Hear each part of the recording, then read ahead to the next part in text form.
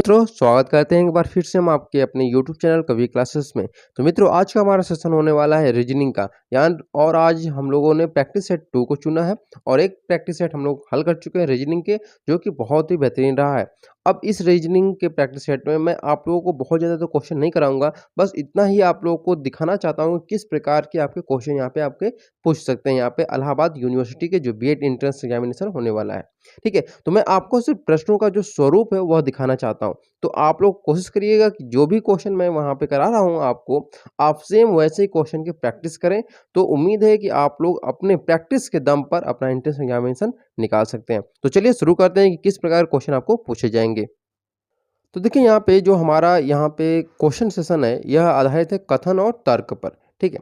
तो देखिए दिया हुआ है कि नीचे दिए गए प्रत्येक प्रश्न के बाद 2 तर्क 1 और 2 दिए गए हैं। आपको यह तय करना है कि कौन सा तर्क ठोस है और कौन सा तर्क कमजोर है, ठीक है। अब बात करते हैं क्वेश्चन क्या हुआ है। तो देखिए क्वेश्चन नंबर 1 है कि कथन है आपका कि क्या किशोरों को इंटरनेट तक की पहुंच से वंचित रखा जाना चाहिए।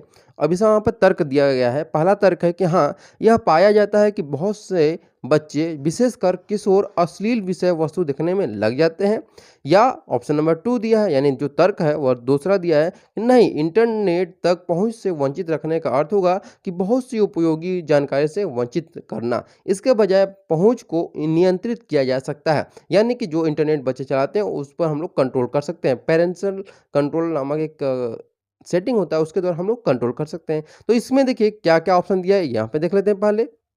तो यहाँ पे आपको उत्तर देना है कि यदि केवल ठोस, जो केवल तर्क 1 है वह ठोस है, या फिर केवल तर्क 2 ठोस है, या यदि यदि या तो तर्क 1 या तो तर्क 2 ठोस है, ठीक है। या ऑप्शन नंबर डी दिया है कि यदि न तो तर्क 1 और न तो तर्क 2 ठोस है, और ऑप्शन नंबर ई यानी यदि तर्क 1 और 2 क्या है, दोनों ठोस है। यहाँ पे आपको बताना है कौन सा ठोस है कौन सा कमजोर। इस तरह के क्वेश्चन आपके पूछे हैं और इन ऑप्शन में से आपको बताना है कौन सा यहाँ पे सही होगा। देखिए आपको क्वेश्चन समझाता हूँ।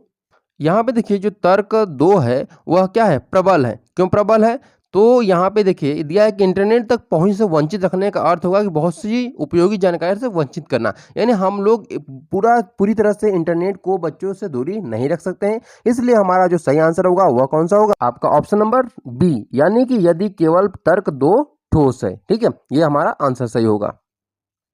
क्वेश्चन नंबर 2 है कि सभी रेलवे स्टेशन की आरक्षण व्यवस्था को क्या करना चाहिए, कंप्यूटरीकृत कर दिया जाना चाहिए। और यहाँ पे तर्क दिया है नहीं, इससे खर्च का भार अधिक बढ़ जाता है, हाँ इससे गलती की संभावना खत्म हो जाती है। तो देखिए यहाँ पे 4 ऑप्शन दिए गए हैं और इन चारों में जो सही आंसर होगा वह कौन सा होगा। तो देखिए यहाँ पे अगर हम बात करें तो जो उपयुक्त कथन दिया हुआ है इसमें देखिए दिया है कि केवल तर्क 1 प्रबल माना जाएगा।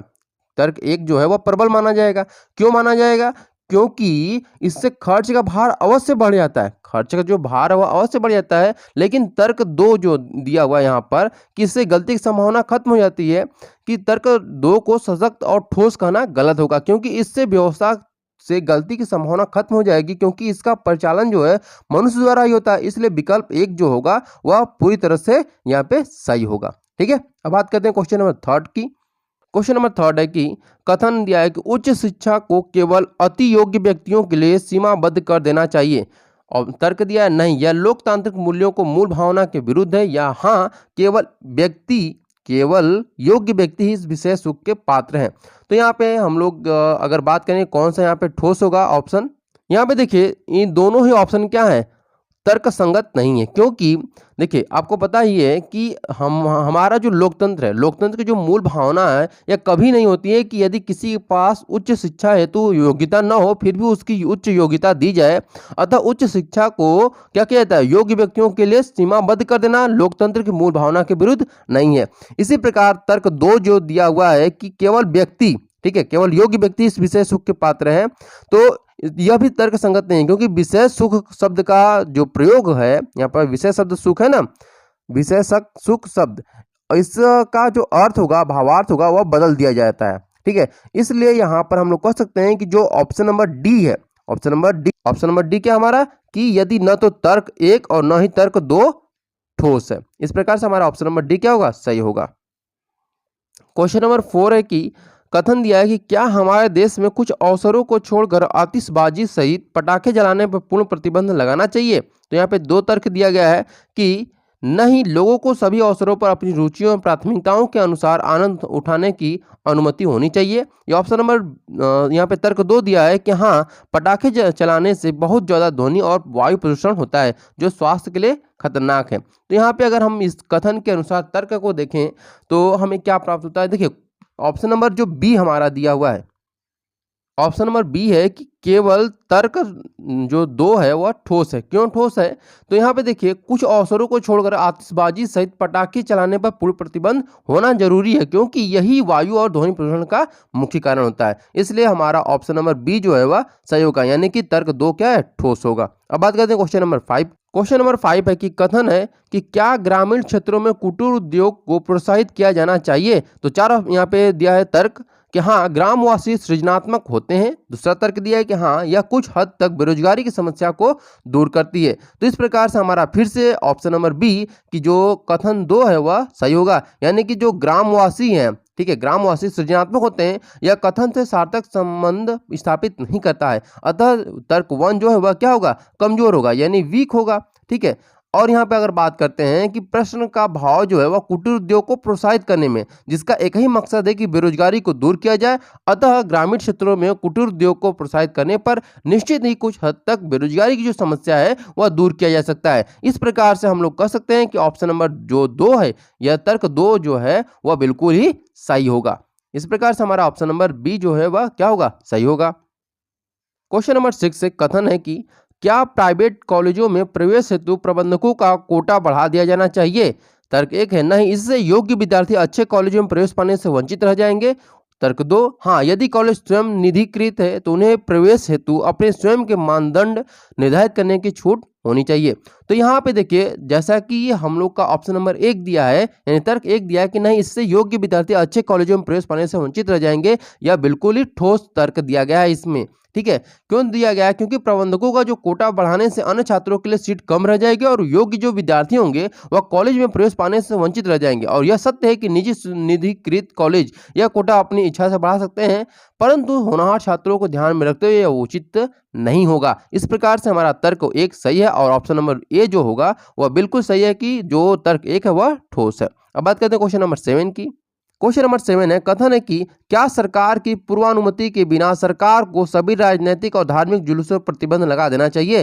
तर्क कहाँ दिया है? हाँ, अक्सर जुलूसों की वजह से दंगे होते हैं। ऑप्शन नंबर 2 यानी कि तर्क 2 दिया है कि नहीं, एक लोकतांत्रिक देश में यह मानव अधिकारों के खिलाफ होगा। तो यहाँ पे देखिए, हमारा तर्क जो ऑप्शन नंबर बी है कि तर्क 2 जो है वह ठोस है, वह सही होगा, यानी यहाँ पे ऑप्शन नंबर बी क्या होगा? सही होगा। कैसे सही होगा? तो ये देख लीजिए, आप लोग ध्यान से देखिएगा क्वेश्चन को और समझने की कोशिश करिएगा, क्योंकि इसी प्रकार के क्वेश्चन आपके पूछे जाएंगे। क्योंकि जो इलाहाबाद यूनिवर्सिटी ने सिलेबस निकाला है कि रीजनिंग में कौन कौन से आएंगे आपके चैप्टर्स, उनमें से एक चैप्टर ये भी आपका है। तो यहाँ पे आपको बता दें कि तर्क 2 जो है वो प्रबल क्यों है, क्योंकि तर्क 1 में कहा गया है कि अक्सर जुलूसों की वजह से दंगे होते हैं। अक्सर जुलूसों की वजह से दंगे होते हैं, यह एक सामान्य विकृत बात है कि सभी धार्मिक जुलूसों में दंगे नहीं होते हैं। ठीक है, अतः सभी जुलूसों पर प्रतिबंध नहीं लगाया जा सकता है। अतः तर्क 1 दुर्बल है और भारत में प्रत्येक व्यक्ति को अपने विचार ढंग से व्यक्त करने का अधिकार है और इस दशा में जो प्रतिबंध है यह मानव अधिकार के खिलाफ भी है। इस प्रकार से हमारा जो तर्क 2 है वह बिल्कुल ठोस है, यानी ऑप्शन नंबर बी जो होगा वह हमारा सही होगा। अब बात करते हैं क्वेश्चन नंबर 8 की। क्वेश्चन नंबर 9 है कि कथन, क्या सार्वजनिक क्षेत्र के संगठनों के सभी कर्मचारियों के लिए हिंदी भाषा का ज्ञान अनिवार्य किया जाना चाहिए। ऑप्शन तर्क 1 दिया है कि हाँ, शैक्षिक रूप से समाज के पिछड़े तबके के लोगों के साथ व्यवहार में यह जरूरी है। तर्क 2 दिया है नहीं, सभी कर्मचारियों के लिए हिंदी भाषा का ज्ञान होना जरूरी नहीं है। तो यहाँ पे देखिए, आपको बता दें कि ऑप्शन नंबर ए यानी कि तर्क 1 क्या कहता है कि ऑप्शन नंबर 1 जो है वह तर्क 1 जो है वह ठोस है। क्यों ठोस है? क्योंकि सार्वजनिक क्षेत्र के संगठनों में ऐसे कर्मचारी भी होते हैं जो पढ़े लिखे नहीं होते हैं, अतः हिंदी भाषा के ज्ञान से सबका काम चल जाएगा। तर्क 2 ठोस नहीं है। इस प्रकार से हमारा ऑप्शन नंबर ए क्या होगा? सही होगा। अब बात करते हैं क्वेश्चन नंबर 10 की। क्वेश्चन नंबर 10 दिया है, कथन है कि क्या बलात्कार और यौन उत्पीड़न की बढ़ती हुई घटनाओं के कारण महिलाओं को रात को अकेले यात्रा नहीं करना चाहिए, यानी नहीं करने की सलाह दी जानी चाहिए। तो यहाँ पे 2 तर्क दिया है, नहीं, इसके बजाय सरकार को ऐसी घटनाओं के नियंत्रण के उपाय करने चाहिए। हाँ, पुलिस विभाग के लिए ऐसी घटनाओं पर नियंत्रण रखना चाहिए। तो देखिए यहाँ पे जो तर्क दिया हुआ है उसके हिसाब से हमारा ऑप्शन नंबर ए जो होगा वह बिल्कुल सही होगा कि तर्क 1 जो है वह बिल्कुल सही है। नहीं, इसके बजाय यानी कि हमें यह कभी भी नहीं करना चाहिए लड़कियों को या महिलाओं को आप रात में यात्रा ना करें, क्योंकि कभी भी कुछ भी हो सकता है, यानी कि इमरजेंसी पड़ सकती है। ठीक है, तो हमें ये नहीं कहना चाहिए कि आप रात में नहीं निकल सकते हैं, बल्कि इसके बजाय सरकार को ऐसी घटनाओं के नियंत्रण करने के अलग अलग उपाय करने चाहिए। इस प्रकार से हमारा ऑप्शन नंबर 1 यानी तर्क 1 क्या है, ठोस है। आई होप आप लोग को आज का क्वेश्चन और आंसर का जो सेशन है रीजनिंग का वह बहुत अच्छा लगा होगा। अगर आपको सेशन अच्छा लगे तो जरूर हमारे यूट्यूब चैनल को सब्सक्राइब करेगा, लाइक करेगा और हमारे इस चैनल को जरूर अपने मित्रों में, अपने संबंधियों में शेयर करना ना भूलिएगा। Thank you so much for watching this video.